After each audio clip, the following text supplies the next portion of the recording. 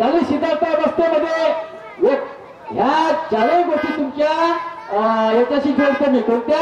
8 प्रतीक आणि 8 घटना याच्याशी मी जोडतो आणि त्या जोडून तुम्हाला दाखवतो. बघा, तर सिद्धार्थ अवस्थेमध्ये त्याने एक मयत पाहिली, दुसरा म्हातारा पाहिला, तिसरा एक महारोगी पाहिला आणि चौथी एक विधवा मुलगी पाहिली. विधवा मुलगी बरोबर हो, म्हणजे त्या काळी लहान वयामध्ये लग्न व्हायचे. बरोबर आहे ना? बाबासाहेबांच्या महात्मा ज्योतिराव फुलेच्या काळापर्यंत ही प्रथा होती नाही का? अलीकडे तो काल बदलत आला. तर एक विधवा मुलगी पाहिली. याचे कारण त्याने आनंदाला विचारलं, आनंदाने काही त्याचं समाधान झालं नाही. पुढे त्यांना सिद्धार्थाला बुद्ध अवस्थेबद्दल त्याचे शोधन घेत गेले. ह्या 4 गोष्टी त्याच्यानंतर दुसऱ्या 4 गोष्टी आल्या त्याच्या जीवनामध्ये. अंगुलीमाल, सुजाताची खीर आणि चुंदाचे भोजन, ज्याच्यामुळे बुद्धाचा मृत्यू झाला. आणि चौथी गोष्ट आहे कंटक घोड्याचे अश्रू. जेव्हा बुद्धाला गृहत्याग करून सार केलं हनुमान नदीपर्यंत, तर त्या नदीपर्यंत त्या नदीपासून त्या कंटक घोड्याला वापस पाठवायचं होतं. तर तो सुद्धा रडत होता, म्हणजे सिद्धार्थाला गृहत्याग करण्यापासून. समजलं काय? ह्या अमूल्य घटना सिद्धार्थाने याचा खूप काही गांभीर्याने विचार केला की म्हणजे असं कसं एका प्राण्याला कसं काय कळतं की मी गृहत्याग करत आहे, की माझ्यामुळे या राज्यावर काही संकट ओढवेल किंवा काही असं कसं काय करतो, हा कसं काय होतो काढतो. या अचंबित करणाऱ्या 8 गोष्टी समजल्या काय? म्हातारा, मयत, महारोगी, विधवा मुलगी, अंगुलीमाल, सुजाताची खीर, जिनं नवजीवन दिलं बुद्धाला नाही काय? बुद्धाचा तपश्चर्या होतं नाही काय? तेव्हा बुद्धाला कळलं की नाही जगण्यासाठी अन्न जरुरी आहे.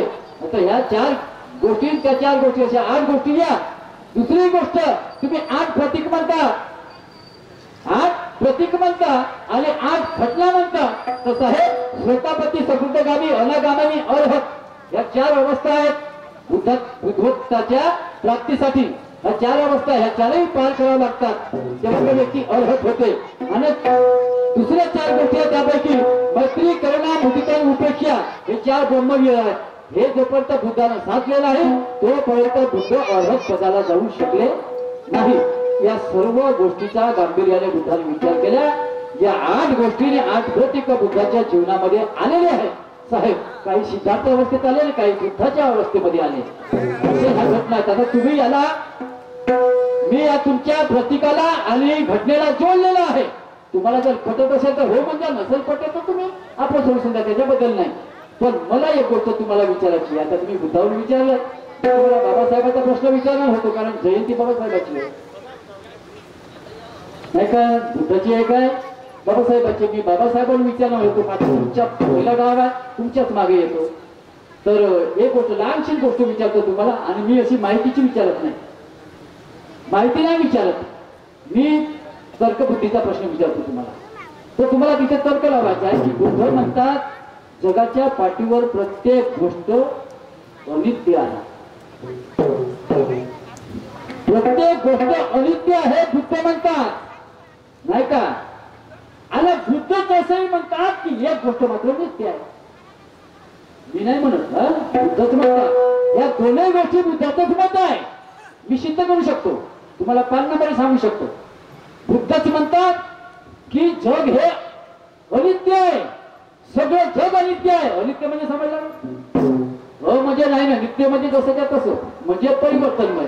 जग सारं परिवर्तनमय आहे, पण एक गोष्ट बुद्धच म्हणतात जगाच्या पाठीवर ते नित्य आहे माझा. तर या दोन्ही गोष्टीचं विश्लेषण तुम्हाला करणे, आणि जे नित्य आहे म्हणते बुद्ध ते काय आहे, नित्य आहे म्हणते तर ते काय आहे हे तुम्हाला या लोकांना सांगायचं आहे. ऐका मी काय म्हणतो.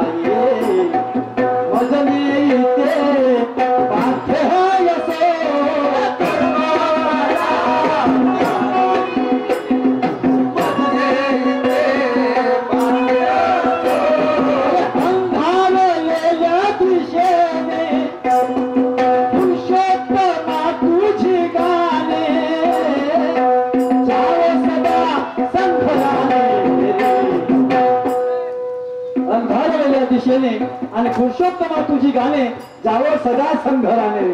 संघराने म्हणजे संघर्षाने. अर्हतेच्या ठाई नमले मन माझे आदराने रे. अर्हतेच्या ठाई नमले मन माझे आदराने रे.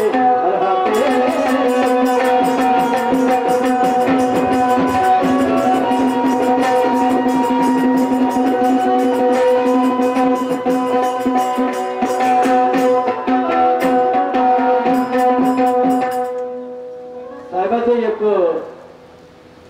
फरमाईश होती, ज्याने मला सांगितलं होतं.